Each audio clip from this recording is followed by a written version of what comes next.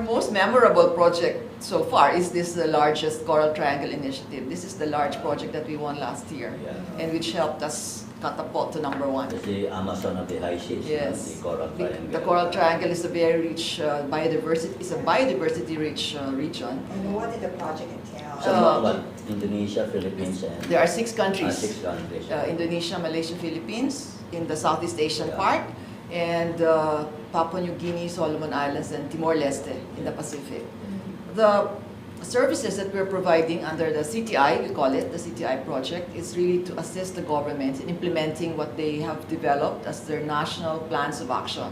So each of these 6 countries have developed their own NPOAs, national plans of action, but these plans have to be funded, right? So ADB is providing funds for the... What's the action? What's the plan?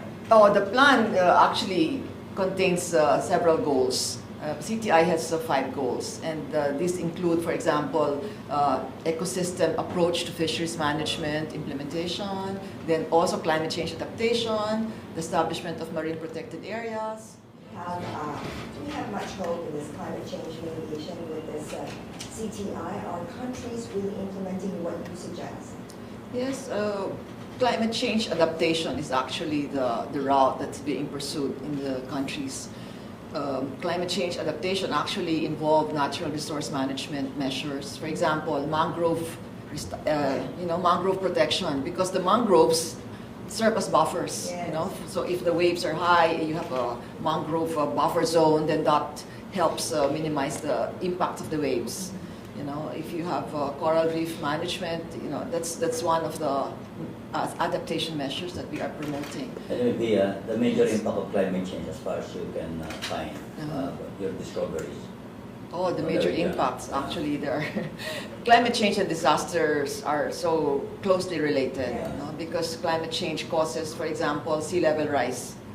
Sea level rise, when you're a small country, a small island in the Pacific, and you have sea level rising to meters, several meters, then the adverse impact, is that the island or the atoll can eventually sink.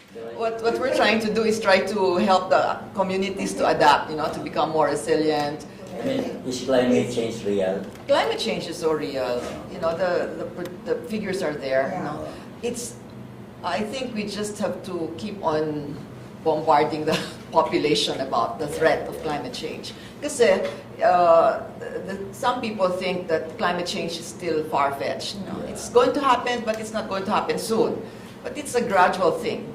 And we have seen in some places how adverse the impacts have been. Entire populations can be decimated. They can just drown, when the flood level rises. But adaptation, this is what we're trying to promote, especially in the Pacific, which is really at risk, very high risk. Yes. Adaptation basically is coping. Adaptation is coping with climate change, as trying opposed to mitigation. Mitigation is really more about the industrial effects, the CO2, the gases in the atmosphere. The reason why, for example, in the developing countries, the focus has been adaptation is because we don't contribute too much to the global effects, we don't have as much industrial pollution as the developed countries. 0.2 or so it's very low. Yes, so it's very high. So we feel the effects of it already. We feel the effects already. That's why we're trying. But I think in the Philippines, the Climate Change Commission is trying very hard. I was at a seminar last week. And one of the things that the person from the Climate Change Commission said was that they have finally passed a climate change plan, a national climate change plan for the country. So what we need now, is the implementation.